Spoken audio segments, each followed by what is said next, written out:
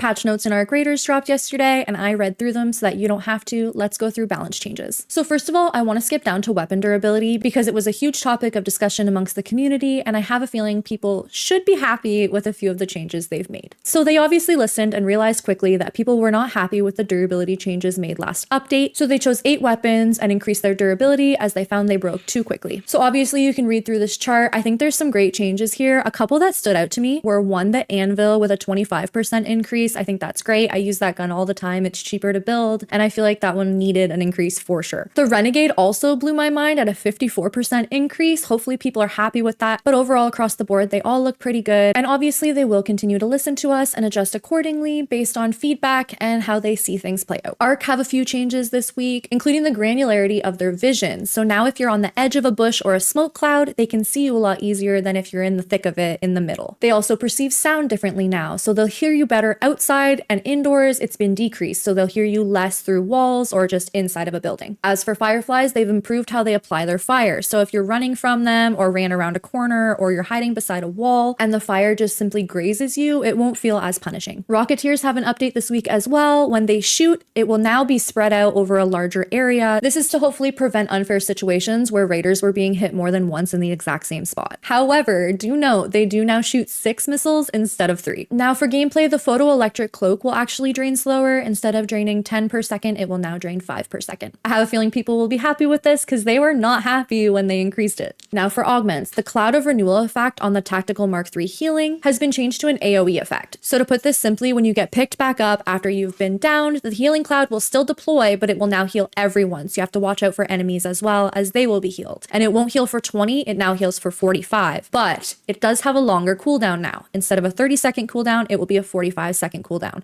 So you can rely on it even less now. And then we have the Combat Mark III flanking, which now accepts medium shields, which it probably always should have as it is a combat augment. Weapons this week have one little change, minus the durability adjustments that we talked about previously. The base fire rate for the Bettina has been increased from 235 to 250. As for weapon mods, they now affect how quickly you can aim down sight with scoped weapons. And as we know, the extended barrel has had a few changes of its own. So it now has 3 tiers. The original extended barrel will now be the extended barrel 3. And then of course there are 2 lower tiers, 1 and 2. They've also added new mesh, and its bullet velocity has been increased from 25% to 30%. And its damage fall off has increased as well by 15%. So that's everything for balance changes. Hit that like button and follow along. Next, we're going to go through content and bug fixes. Thanks so much for watching.